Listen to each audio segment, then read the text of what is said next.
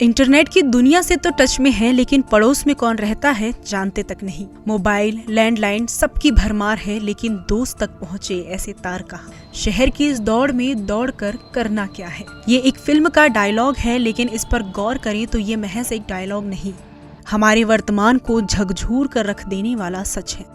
बदलते दौर में तकनीकी का एक अलग स्थान है, लेकिन तकनीकी पर ही जीवन टिक जाए तो इससे खतरनाक कुछ और नहीं हो सकता। दरअसल सोशल मीडिया का बढ़ता वर्चस्व और हर हाथ में मोबाइल फोन के बढ़ते क्रेज का समाज में दुष्प्रभाव दिखने लगा है। नए ट्रेंड ने लोक जुड़ाव का अपना एक नया आभासी संसार गढ़ दिया है। इस आभासी संसार ने मानव के सामाजिक दायरे को तेजी से समेट दिया है और हम संकुचित होते जा रहे हैं।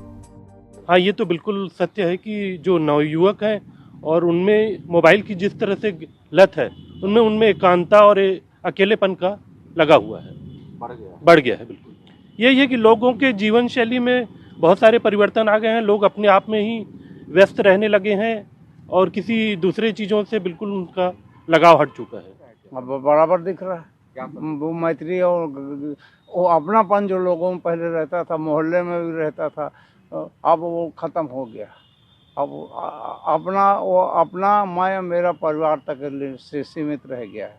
और उसकी सोच जो है मोबाइल में जैसे जितना लिमिटेड एरिया रहता है मोबाइल का, वैसे उसका सोच भी हो गया, बहुत लिमिटेड दायरा में हो गया। हाँ, परिवर्तन तो काफ़ी दिखाई दे रहा है। परिवर्तन तो सबसे बड़ा ये है कि लोग जो है आपस में नज़दीकियाँ लेते हुए बातचीत तो कर लेते हैं, फिर भी जो है दूरियां बन गई है, परायापन जो है बढ़ गया है। इसके साथ साथ इंसान जो है झूठ बोलना ज़्यादा शुरू कर दिया है। रहेंगे गोल बाजार में और बोलेंगे मैं तो नेहरू चौक से आ रहा हूँ। समाजशास्त्री थॉर्स्टिन वेलबेन ने दशकों पहले इस बदलाव का संकेत दे दिया था। वेलबेन के मुताबिक मनुष्य की आदत और मनोवृत्ति तकनीकी के कारण बदलती रहती है। यह बदलाव स्वाभाविक नहीं है, इस बदलाव के पीछे मूल रूप से तकनीकी ही है। समाजशास्त्र में हमारे यहाँ थिंकर हैं थॉर्स्टिन वेबलिन। ये एक ऐसे विद्वान हैं जिन्होंने सामाजिक परिवर्तन का सिद्धांत बताया है और उसमें उन्होंने ये बताया है कि समाज में जो परिवर्तन आता है वो प्रौद्योगिकी कारकों के कारण परिवर्तन आता है। उनका कहना है कि मनुष्य की जो आदत है या उसकी जो मनोवृत्ति है वो टेक्नोलॉजी के कारण बदलती है। डॉक्टर ज्योति रानी सिंह के मुताबिक लोगों के पास अब जुड़ने का एक नया आभासी माध्यम आ गया है, इसलिए लोगों में घुलनशीलता और हिलने मिलने की अच्छी आदतें कम होती जा रही हैं।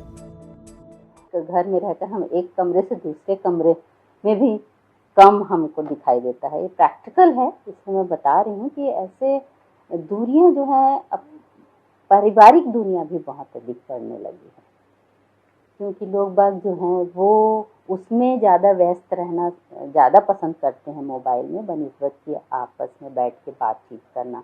जो पुरानी हमारी परंपरा थी, खाने में एक साथ बैठें कम से कम, है ना, वो धीरे धीरे खत्म हो। प्रोफेसर महेश कुमार पांडे बताते हैं, आज के युवा कॉलेज में भी आपस में कम चर्चा करते हुए दिखते हैं। सभी मोबाइल में खोए रहते हैं, यहाँ तक कि यात्रा के दौरान भी लोग मोबाइल में डूबे रहते हैं। अब सहयात्रियों से आमने सामने की बातचीत कम ही होती है। मानव का इस तरह आभासी दुनिया में खोए रहना अच्छा संकेत नहीं है। बिल्कुल ये घातक होगा समाज के लिए।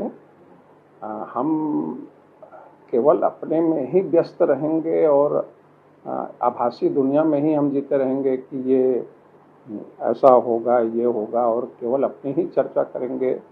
हम अपने आसपास के परिवेश की चर्चा नहीं करेंगे, देश के बारे में नहीं सोचेंगे, राष्ट्र के बारे में नहीं सोचेंगे, तो ये अच्छा संदेश नहीं है, माने अच्छी स्थिति नहीं है, अच्छा संकेत नहीं है।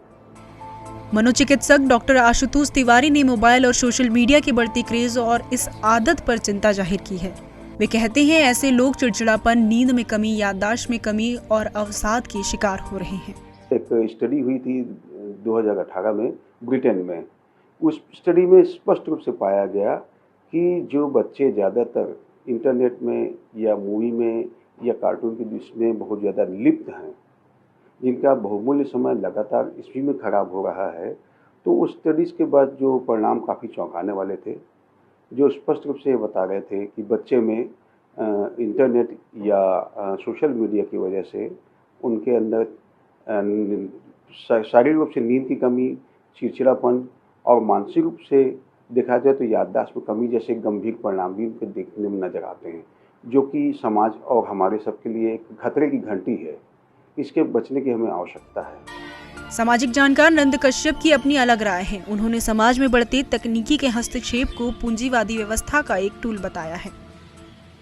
समाज के सारे जो उत्पादन के साधन हैं उनमें नियंत्रण कर ले तो वो जो चंद व्यक्ति हैं जिनके हाथ में टेक्नोलॉजी का नियंत्रण है, वो कभी नहीं चाहेंगे कि मनुष्य केंद्रित एक सोच बने, सामाजिक सोच बने।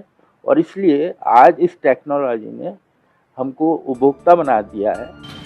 अब जरूरत इस बात की है कि हर आमुखास इस गंभीर सामाजिक बदलाव को लेकर अपने अपने स्तर पर समीक्षा करें और बदलते सामाजिक परिवेश में स्वनियंत्रित करने की कोशिश करें। विशाल कुमार झा, ईटीवी भारत, बिलासपुर।